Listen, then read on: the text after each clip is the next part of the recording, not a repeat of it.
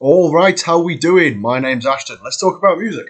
So, in today's video, we are again going to be continuing the My Album Collection mini-series, and we've got a particularly important band for me. This is Slipknot, and I love Slipknot. They were one of the first heavy bands that I really listened to. Corey Taylor's vocals, when I first heard them, I didn't really think of it as screaming, just more angry shouting, to be honest, which is I think why I didn't mind it so much, because you get like obviously deathcore bands like Chelsea Grin and Lawrence Shaw and stuff where they're going and all that good shit, and it's a bit much sometimes, and Slipknot don't do that. He just does his one rawr XD if you want to. Oh god, I regret everything. Anyway, yeah, moving on.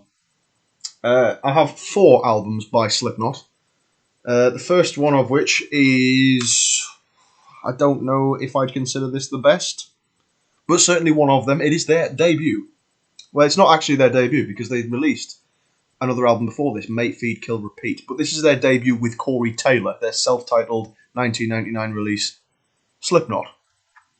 And this has so many good tracks on it. It's really, really good, this. It's got Sick, in brackets, S-I-C,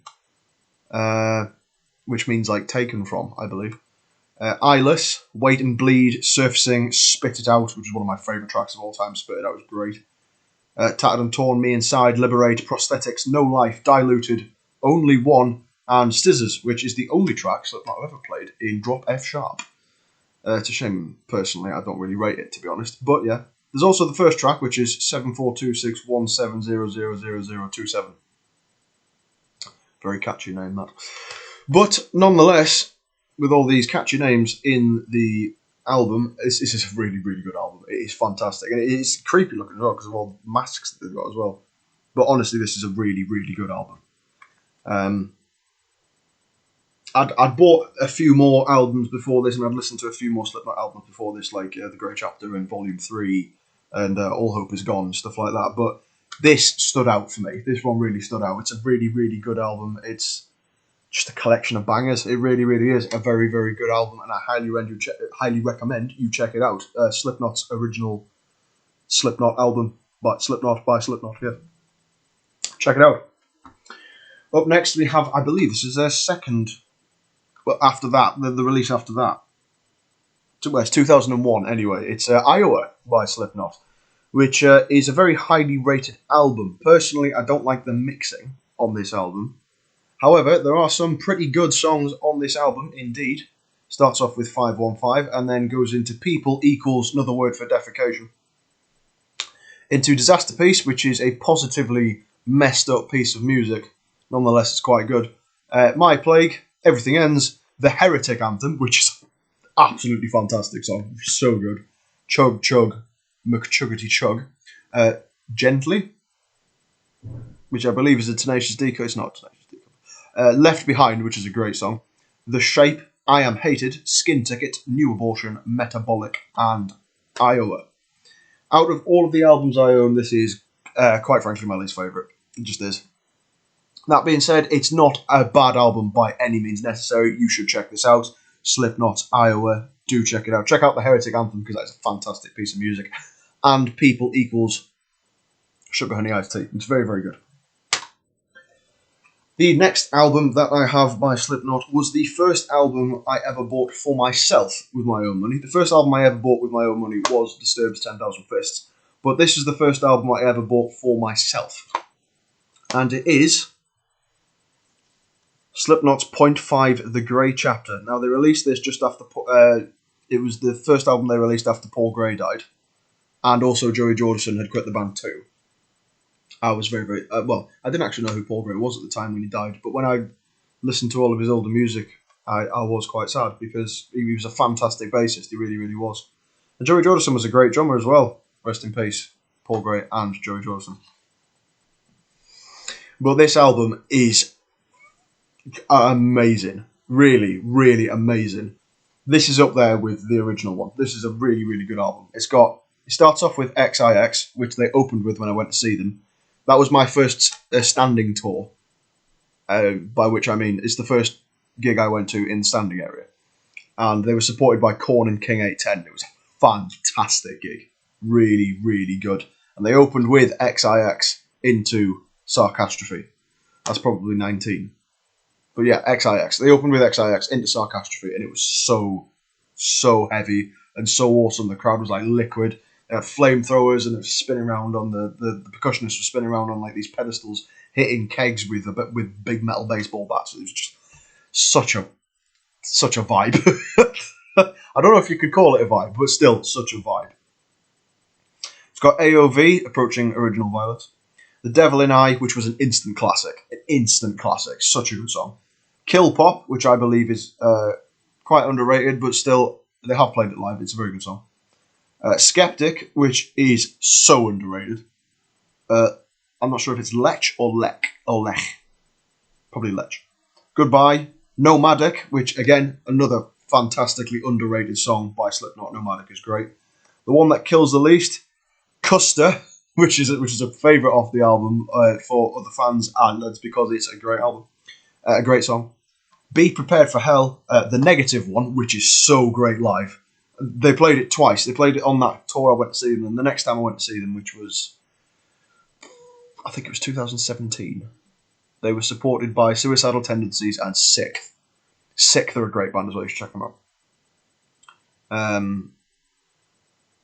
Yeah, and they played that, and it was great. They opened with that on that tour, actually. They opened with the negative one, which was great. And then If Rain Is What You Want. They've also got this particular album. My words are failing me today. I do apologise. This particular album has 2 discs on it. The other disc has 2 tracks on it, Override and The Burden.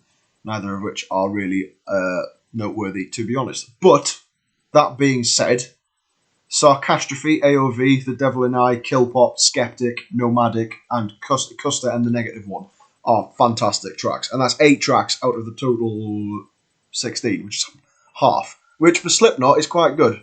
I'm of the mind personally that Slipknot release good songs, not necessarily good albums. But these 2 albums in particular are very, very good. Very, very good. And you should check both of these out. You should also check out Iowa and the next one I'm about to show you as well. But still, very good album. Excuse me. The next album that I have, I went to buy it as soon as I realised it was out. It is their penultimate release, We Are Not Your Kind. Now, this album is also very, very good. Insert coin, Unsainted, which was when that song got so big when they released it. Birth of the Cruel, which is a fantastic song. Death Because of Death. Nero Forte, which is my favourite song on the whole album. Such a great song. Critical Darling, A Liar's Funeral. Red Flag, What's Next. Spiders, which I was quite disappointed to realise that it wasn't a System of a Down cover. Orphan, My Pain, Not Long for This World, and Solway Firth, which was the first song that, when I came to uni, I met a dude in my class, and he was wearing a Bring Me the Horizon t-shirt, and I was like, me and you're going to get along. And he was like, oh, I know how to play Solway Firth, so I learned it, because I wanted to, get involved, as they say. This album has some good songs on it as well. I listened to Unsainted, Birth of the Cruel, Nero Forte, and Solway Firth. I listened to those 4 songs. But that being said, there's other songs on this album which are actually quite good. I just don't rate them very much. But then again, of course, as I say, this is my personal opinion. If you think differently, leave it in the comments. Absolutely, yeah, no. Leave it in the comments. Tell me which ones you like the most.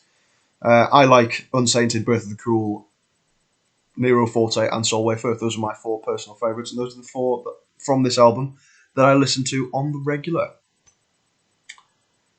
Indeed, Slipknot are a fantastic band. Some people say that Corey Taylor is overbearing, and that's fair enough. I haven't met him, so I don't know. Well, much like people say Rob Flynn from Machine Head is overbearing, but like I said, I haven't met him, so I don't know. However, they are both great frontmen. And, I mean, Slipknot as a band live is so great. You should just... If you haven't checked out Slipknot, which I don't know if there's anybody who doesn't know who Slipknot is, to be honest, but if you haven't checked out Slipknot, check them out. Because they do a lot of different kinds of music. They do I mean, you've got things like the Heretic Anthem, which is just outright heavy and ridiculous. Stuff like Spit It Out, which is a rap song, but it's heavy, very, very heavy, and rap. They do stuff like Dead Memories, which is a really, really good song off the All Hope Is Gone album. The Devil in I, which is quite theatrical for what they usually do.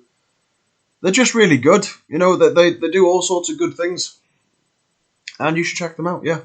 Thank you very much for joining me for my album collection mini-series Slipknot section. And have a good morning, day, evening, night, wherever you may be on the face of the earth. Tara.